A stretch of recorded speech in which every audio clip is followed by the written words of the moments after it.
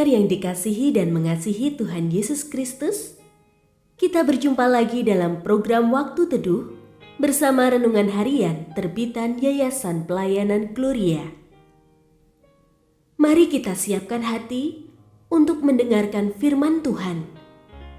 Izinkan Roh Allah memberikan kita hikmat agar kita dapat semakin mengenal, mengasihi, dan memuliakan Tuhan setiap hari.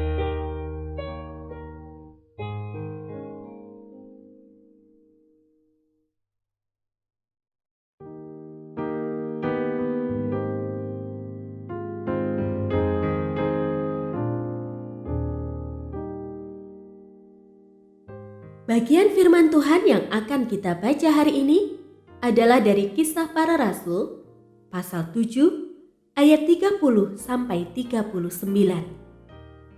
Saya akan membacakan sebagian daripadanya. Musa yang telah mereka tolak dengan mengatakan, "Siapa yang mengangkat engkau menjadi pemimpin dan hakim?"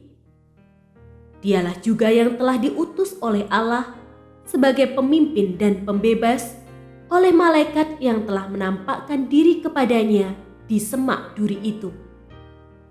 Dialah yang membawa mereka keluar dengan mengadakan mukjizat-mukjizat dan tanda-tanda di tanah Mesir, di Laut Merah, dan di padang gurun selama 40 tahun. Musa ini pulalah yang berkata kepada orang Israel, "Seorang nabi seperti aku ini akan dibangkitkan Allah bagimu dari antara saudara-saudaramu." Pendengar yang mengasihi Tuhan, ayat yang kita renungkan secara khusus hari ini adalah dari Kisah Para Rasul, pasal 7, ayat 35. Musa yang telah mereka tolak dengan mengatakan, "Siapa yang mengangkat engkau menjadi pemimpin dan hakim?" Dialah juga yang telah diutus oleh Allah sebagai pemimpin dan pembebas oleh malaikat yang telah menampakkan diri kepadanya di semak duri itu. Renungan hari ini berjudul Pengutusan Musa. Pelayanan butuh pengorbanan. Waktu, tenaga, pikiran, dan materi. Ketika jiwa melayani tengah berkobar dan pelayanan berjalan sesuai harapan, semua itu bukan masalah. Bahkan, melayani terasa sangat menyenangkan. Tetapi bagaimana jika niat kita dalam melayani, memberikan perhatian dan kepedulian ternyata ditolak? Disinilah perlu kita sadari bahwa dalam melayani, kadang kita juga harus rela mengorbankan perasaan. Musa berkesempatan menikmati hidup mewah dan nyaman di istana Firaun. Namun Musa meninggalkan semuanya demi kepedulian kepada bangsanya. Ia berani membunuh orang Mesir yang menganiaya seorang Ibrani. Begitupun saat melihat dua orang Ibrani berkelahi, Musa berusaha memperdamaikan. Sayang, niat baik Musa justru ditolak oleh saudara sebangsanya.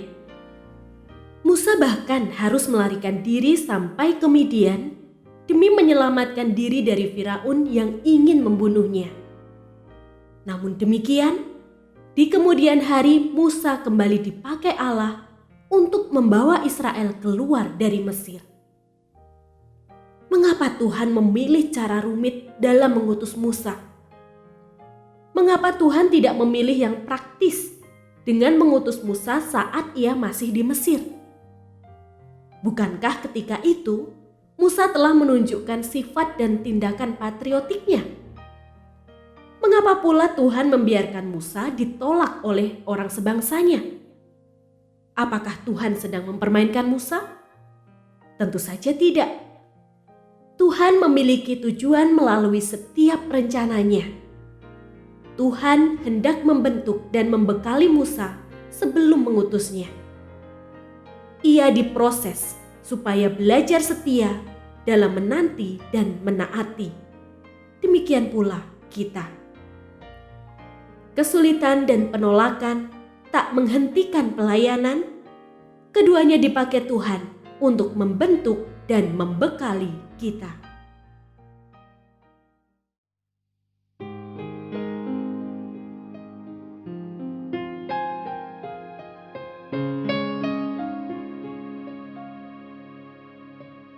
Pendengar yang mengasihi Tuhan, apakah Anda diberkati melalui renungan harian?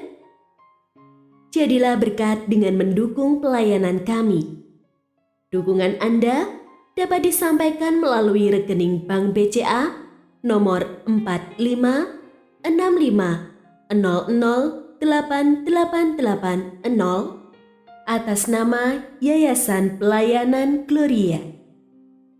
Informasi lebih lanjut mengenai renungan harian dapat dilihat di situs web kami renunganharian.net. Tuhan Yesus memberkati dan menjadikan Anda berkat di hari istimewa ini. Shalom.